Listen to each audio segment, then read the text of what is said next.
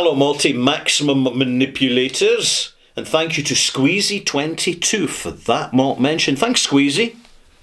This is 1048 extras. Extra content, extra perspective, extra opinion, and all from the Whiskey Bothy. What have I dropped this time? I've dropped something. I won't be a minute. I've dropped something. I've dropped the lid off my water. Aye, and it's gone underneath my antique bookcase. Well, it certainly looks antique. Alright. Empty glass, not a whiskey glass. What are we going to put in it? We're going to put this in it. Oh, yummy. Have you seen this? I'll hold it up. Have you seen this? Let's talk about it.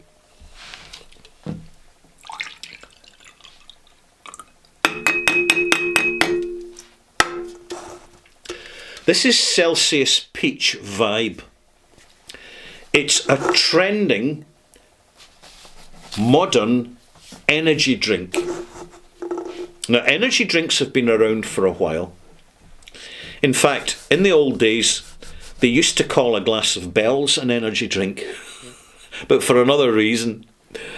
But this is in the same stable as Monster Beverage, Red Bull, Coke Zero Energy, and what the companies are doing is they're putting the word energy into a soft non-alcoholic beverage simply because they've put in some synthetic oil extract derived caffeine into the drink so as that you get a caffeine buzz, and it for a short while gives you some energy, or the illusion of energy.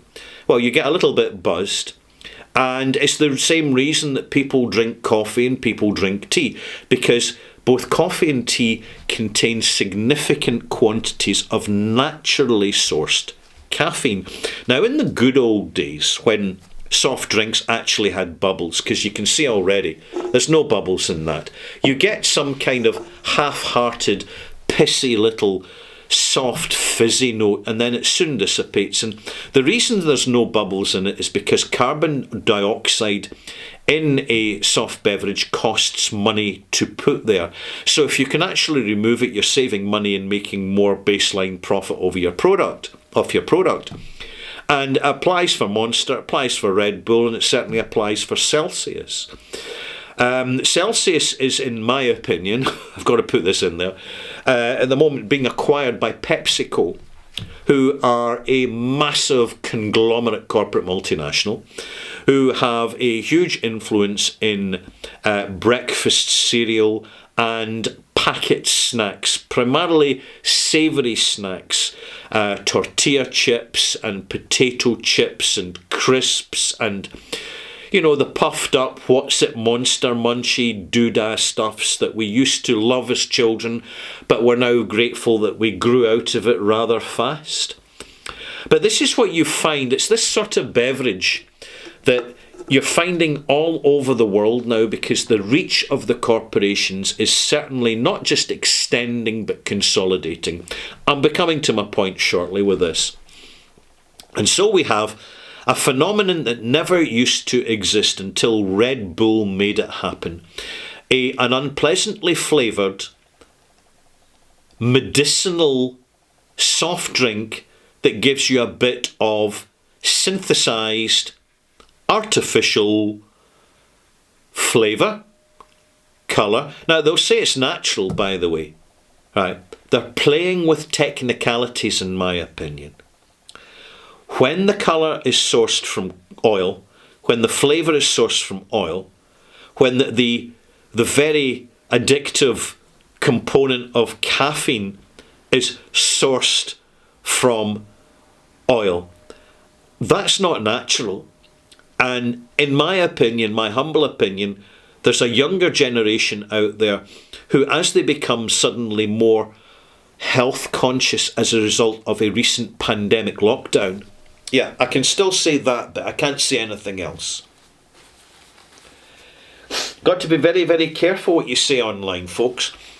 You've got to future-proof your commentary. So it's not just, is it okay to say it in 2024?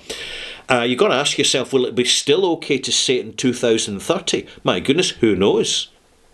Opinions might be completely banned by then.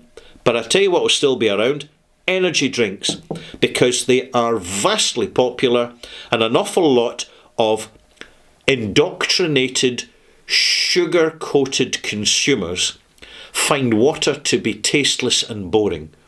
They don't want to drink water unless they're gym hoppers. Now, I go to a gym, I know gym hoppers, and they love their water. They get the water out the tap, they have their own special filters at home that's plugged into the wall, and they get readouts from how pure their water is. I mean, I tell you, it's all tech these days. But their theory is that I want my water to be pure because I need lots of water every day, no matter what. I can skip the food, but you can't skip the nutrition of liquids, of consuming liquids for hydration. Hydration, nutrition.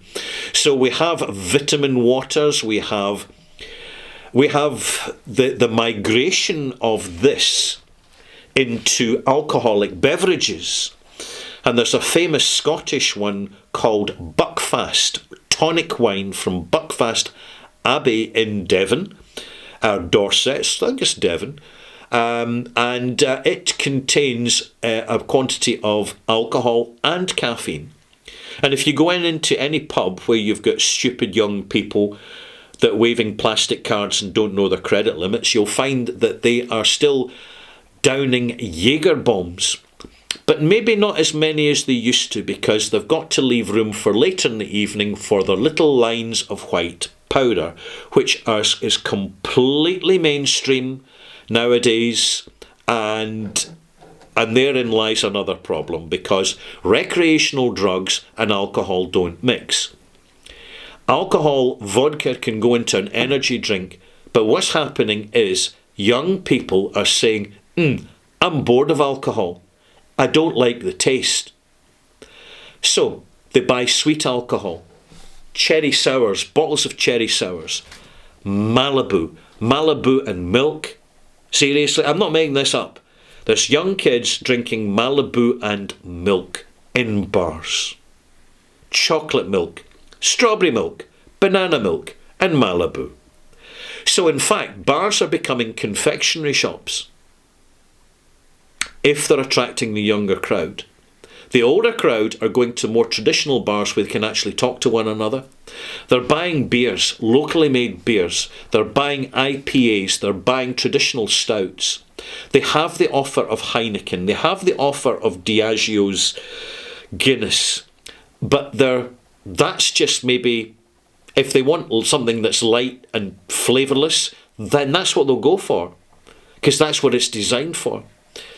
They're not really into the energy drinks. By the way, I can smell this coming out to meet me. What does it smell of?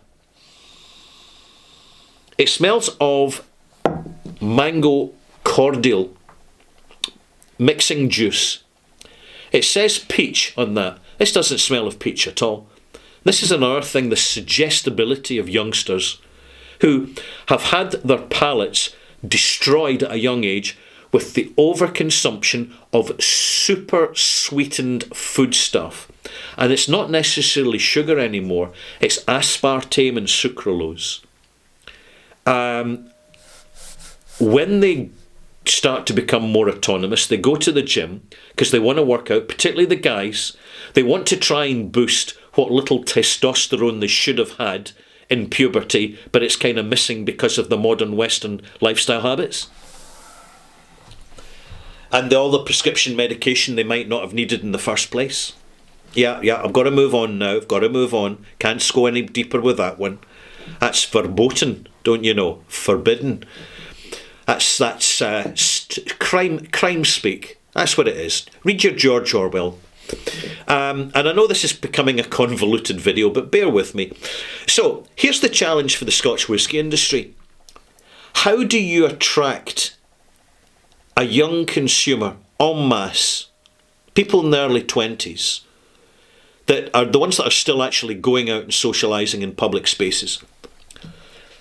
How do you get them to put their nose into something which, due to the indoctrination of their palate by the food industry, is so shattered with mega sweetness that as soon as they even smell the whiskey and then taste the whiskey, they're gagging on it.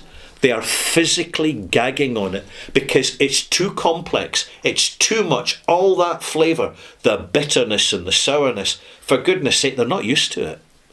They never got that in their crunchy nut cornflakes and sugar puffs and Cheerios that they had every morning before they went off to school to have a wee meltdown and hysterics because of the sugar rush.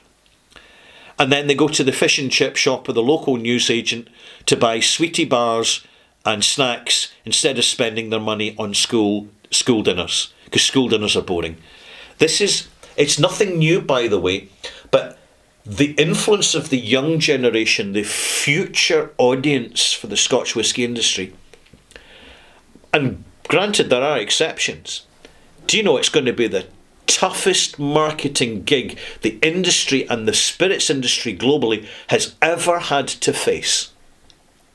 I've already mentioned in a previous video that the Japanese government have actually had to spend taxpayers' money to advertise to encourage young people in Tokyo and Kyoto to actually buy alcohol because it's cool. I'm not making this up. Go and do your deep dive research, you'll find it quite fast enough. Young people, particularly in the gym I go to, the young men, they're saying, I've not touched alcohol for 2 years, 3 years, 4 years. Oh, I don't touch that because when I went out with my dad's mates and they got me pished and laughed at me, I just turned me off. And furthermore, you can't synthesize protein and build muscle. That's why they're taking all these protein drinks. When the liver's trying to digest alcohol, because it can't do both, and they're right. There's a younger generation finding more and more plausible reasons to not drink alcohol. Now, some, the enlightened ones, the explorers, the mavericks and the misfits, will find them at the whisky festivals because they buck the trend. They have had more enlightened upbringings. They've not been brainwashed with the corporate consumption narrative in food, which I have to say considerably benefits the pharmaceutical industry, which almost, in the opinion of a friend of mine who works in the medical industry, and I'm not sure if I totally agree, but this is what she says, and what she says is that the medical industry is increasingly part of the weapons industry. Isn't that what a controversial thing for a healthcare professional to say? I was actually quite shocked, and I presume that it was the fact that we're about 3 or 4 whiskies in when she said this. But just, it is what it is. And please don't read too much into that, because that's a thought crime. I'm going to conclude by saying, if you haven't bought an energy drink recently, buy one just to see how horrible it tastes. This is an experience, and it's great to contrast it with a good single malt whisky, because then you realise how authentic a single malt whisky is when you've got such an awful garbage comparison by which to compare it. And I know that many of you watching, it's not an automatic go-to energy drinks. It's probably not your generation. It's probably not part of your culture. But it's good to see what other people are consuming. And if you can't finish the can, don't worry. Pour it down the sink and it'll help clear the drains. Here we go.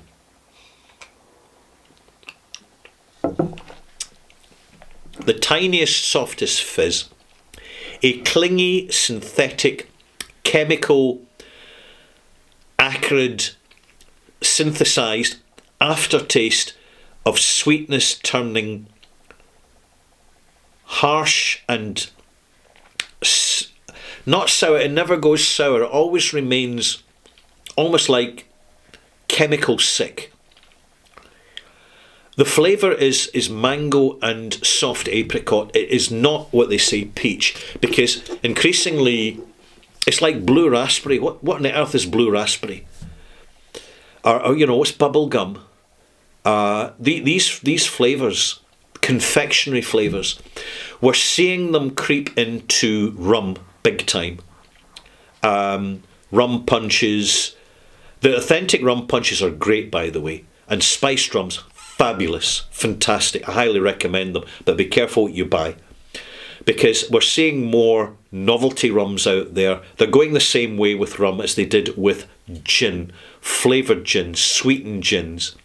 Gins that when you add something to it, the tonic to it, it changes colour because of the chemicals they put in. Oh my goodness, the future is an unwritten book of predictable verse. It's just awful. And you can taste that it's the medicinal association, like some kind of linctus or herbal kind of synthesized herbal preparation that you'd get in a plastic spoon at a chemist shop. It's just like that. And it's disgusting. And they can't sell enough of this. This is what the consumers want. And it explains why the big corporations involved in whiskey want to turn this into consumers to fit in with the mould of which they sell vodka, gin, soft drinks, pineapple scrunchies, Jaeger bombs, Jägermeister and Red Bull. This is what the kids are drinking. I'm sticking to whiskey. I just feel, and I know I'm lecturing you a wee bit here, but I think it needs to be said that we know it's there, but once we articulate it out loud, we start to get more of our own bearings as to where we are and how advanced our palates are. So as seasoned whiskey drinkers, we start to eat the packet microwave meals and we can tell the flavour's not right. Is it the monosodium glutamate that, in my opinion, triggers high blood pressure because it's toxic? Well, yes.